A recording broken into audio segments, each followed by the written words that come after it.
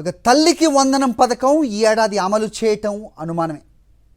ఈ అభిప్రాయాలు సర్వత్రా వ్యక్తం అవుతున్నాయి.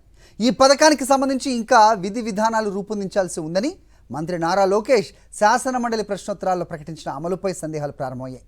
తల్లిదండ్రులు మేధావుల సలహాలు స్వీకరిస్తానని మంత్రి లోకేష్ చెప్పగా, నిధుల కొరత సాకుతో వచ్చే ఏడాదికి సాగదీయాలన్న ఆలోచనలో ప్రభుత్వం ఉన్నట్లు స్పష్టంగా తెలుస్తోంది. ఎన్డీఏ ప్రభుత్వం అధికారంలోకి వచ్చే ముందల చాలా స్పష్టంగా ఎంతమంది బిడ్డలు ఉంటే అంతమంది బిడ్డలకి ఇస్తామని హామీ ఇస్తాం జరిగింది. ఆ హామీకి మేము కట్టుబడి ఉన్నాం. అందుకే మీరు చూస్తే నేను మంత్రి కరెక్ట్ ఈ రోజుతో నెల అయింది నేను ఛార్జ్ తీసుకుని. నేను కూడా అధికారులు చెప్పేది ఒకటి, రాబోయే సంవత్సరం ఏం చేయబోతున్నాం రోడ్ మ్యాప్ వేద్దాం. అందరితో చర్చిద్దాం, సంఘాలు అందరినీ కూర్చోబెడదాం, మాట్లాడదాం, వచ్చే సంవత్సరం నుంచి అమలు చేద్దాం.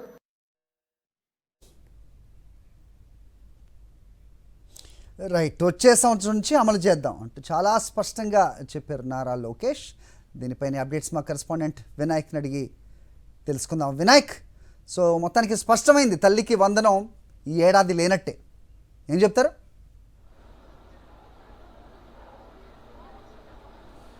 హరి, తల్లికి వందనం కార్యక్రమాన్ని ఈ ఏడాది ప్రారంభించే అవకాశాలు కనిపించట్లేదు. వాస్తవంగా చూసుకుంటే కనుక అధికారంలోకి వచ్చిన వెంటనే తల్లికి వందనం పేరుతోటి ప్రతి ఇంట్లో ఎంతమంది విద్యార్థులు ఉంటే అంతమంది విద్యార్థులు కూడా ఏడాదికి 15,000 రూపాయలు చొప్పున జమ చేస్తామంటూ కూడా సూపర్ 6లో భాగంగా ఎన్నికల ముందు టీడీపీ హామీ ఇవ్వడం జరిగింది. ఇది ఊరూరా కాదు, ఇంటింటా కూడా ప్రచారం చేసి పెద్ద ఎత్తున లబ్ధి పొందడం జరిగింది. ఈ నేపథ్యంలోనే అధికారంలోకి వచ్చి నెల రోజులు గడుస్తున్నప్పటికీ కూడా దీని మీద ఎక్కడా కూడా ఏ మంత్రులు కూడా పెద్దగా పెదవి ఇవ్వట్లేదు. ముఖ్యంగా మనం చూస్తే కనుక శాసన మండలిలో జరిగిన ప్రశ్నోత్తరాల సమయంలో మంత్రి లోకేష్ సమాధానంతో ఈ విషయం చాలా స్పష్టంగా అర్థమైంది. ఇప్పట్లో ఈ పథకం అమలు చేయడం అనేది కొంత సాధ్యాసాధ్యాల మీద, పూర్తి స్థాయిలో విధి విధానాలు రూపొందించడం మీద ఇంకా కసరత్తులు కొనసాగుతున్నాయంటూ మంత్రి లోకేష్ చాలా స్పష్టంగా చెప్పడం జరిగింది. ఈ నేపథ్యంలోనే కొంత సమయం పడుతుందనేది కూడా ఆయన చాలా స్పష్టంగా చెప్పారు. ఈ నేపథ్యంలోనే ఇప్పట్లోనే ఈ పథకం అమలయ్యే అవకాశం కనిపించట్లేదని కూడా చాలా స్పష్టంగా తెలుస్తుంది. వచ్చే ఏడాదికి పోస్ట్ పోన్ చేయాలనే ఆలోచనలో రాష్ట్ర ప్రభుత్వం ఉన్నట్టుగా తెలుస్తుంది. ఎందుకంటే వాస్తవంగా చూస్తే కనుక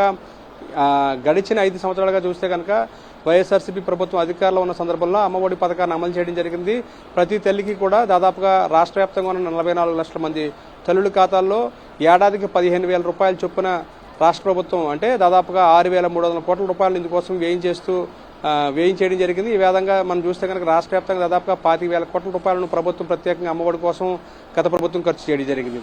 ఈ నేపథ్యంలోనే ఈ ప్రభుత్వం అమ్మఒడి పథకాన్ని తల్లికి వందనం పేరుతోటి మారుస్తూ ఎన్నికల ముందు సూపర్ 6లో దీన్ని పెట్టడం జరిగింది. ఇప్పుడు దానికి సంబంధించి పెద్ద ఎత్తున తల్లులందరూ కూడా ఎంతో రాష్ట్ర వ్యాప్తంగా ఉన్న తల్లిదండ్రులు ఎంతో ఆసక్తిగా ఎదురు చూస్తున్నారు. ఎప్పుడు ఈ పథకం అమలవుతుంది అనేది కూడా వారంతో ఆతృతగా ఎదురు చూస్తున్న పరిస్థితి. ఇటువంటి సందర్భంలో నిన్న శాసనమండలిలో జరిగిన ప్రశ్నోత్తరాల సమయంలో మంత్రి లోకేష్ చాలా స్పష్టంగా చెప్పడం జరిగింది. దీని మీద పూర్తి విధి విధానాలు ఇంకా రూపొందించాల్సి ఉంటుంది.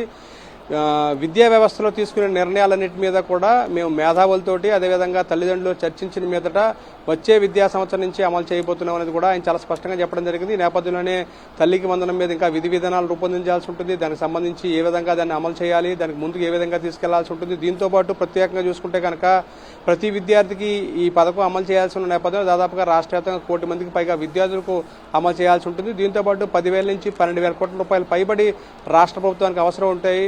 ఈ నేపథ్యంలోనే ఈ నిధుల కొరత సాకుగా చూపిస్తూ ఇప్పటికే పెద్ద ఎత్తున ప్రతి శాఖకు సంబంధించిన శ్వేతపత్రాలను ముఖ్యమంత్రి చంద్రబాబు నాయుడు విడుదల చేయడం జరిగింది. నిన్న ఆబ్కారీ శాఖకు సంబంధించి అంటే మద్యం అమ్మకాల మీద అదేవిధంగా మద్యం కొనుగోలు మీద కూడా శ్వేతపత్రం విడుదల చేశారు. ఈ నేపథ్యంలోనే రోజుకో శ్వేతపత్రంతో రాష్ట్ర ఆర్థిక పరిస్థితి బాగోలేదు, ప్రజలందరూ కూడా సహకరించాలనేది ఆయన పదే చెప్తున్నమాట. ఈ నేపథ్యంలోనే తల్లికి వందనం పథకాన్ని కూడా ఆ నిధుల సాకుతోటి వచ్చే ఏడాదికి వాయిదా వేసే అవకాశాలు అయితే చాలా స్పష్టంగా కనిపిస్తాయని చెప్పొచ్చారు.